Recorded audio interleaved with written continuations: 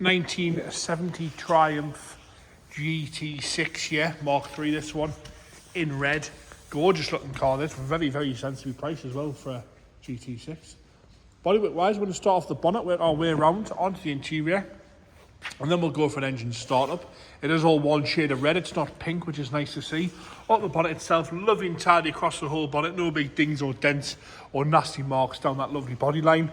One or two little bits of dust in the paint, which you can't see there. There's a few little bits of dust in the paint, but not really retracting from the overall condition and presentability of this gorgeous looking GT6.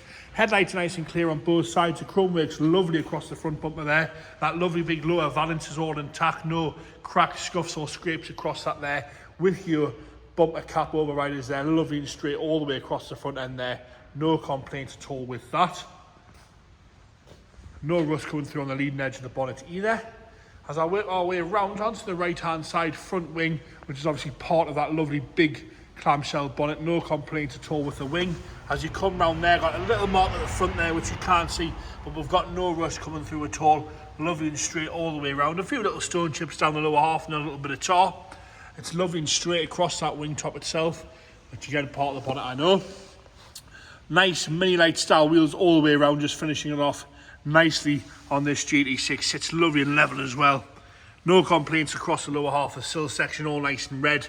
No nasty black stone guard lines everywhere. Lovely and tidy across the door as well. And around the bonnet hinges, you've got no cracking or paint flake, which is fairly common.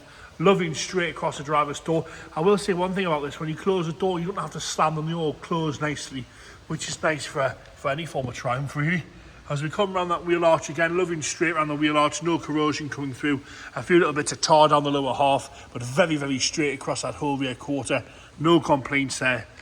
A few bits of dust, like I say, in the paint, but that's all.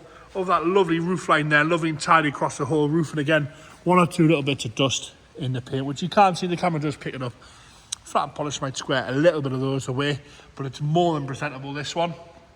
As we come down the rear window there, it wants a new chrome insert on the window there, but that's all really to complain about. Just want a new chrome insert. Lovely and straight as you come down the back edge there, onto the rear quarter and onto the rear lights and bumper. Again, lights are crystal clear. The bumper's in nice condition with a tiny amount, a little bit of pitting in the bumper, but not bad at all. Nice and shiny all the way across. We'll do the lower valance section as well. Like I say, nice side exhaust there as well. It's got a good note to it, this one. As I come down the left hand side rear quarter, just close that door properly there. There you go, shuts nice that. And lovely and tidy around the arch once again. I'll go nice and slow so you can study that there. No corrosion coming through. Lovely and straight down the rear quarter on that left hand side. Around the fuel filler cap nice and tidy as well.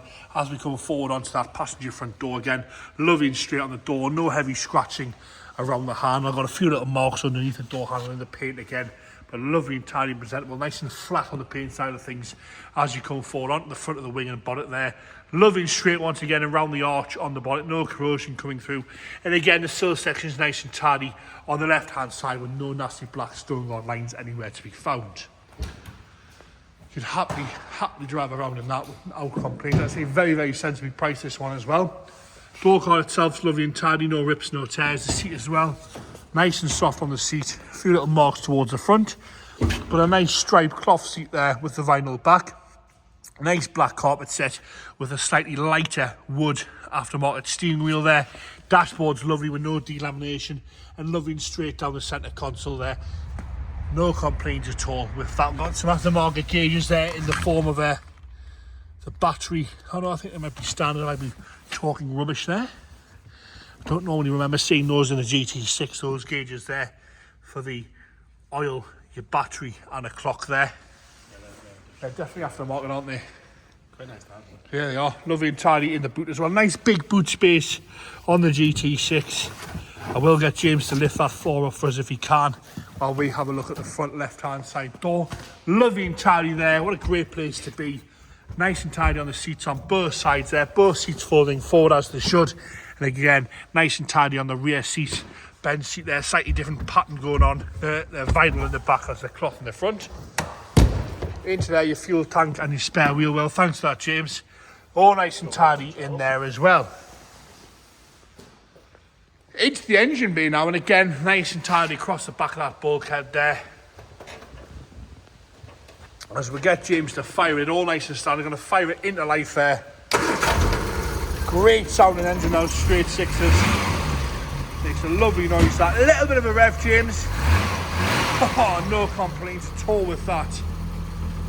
And there you have it, that stunning 1970 Triumph GT6 Mark III with a straight six there in red, all one shade of red. Nice paint job on that all the way around. Very, very usable and presentable, this one. A nice place to be sat, very, very sensibly priced as well.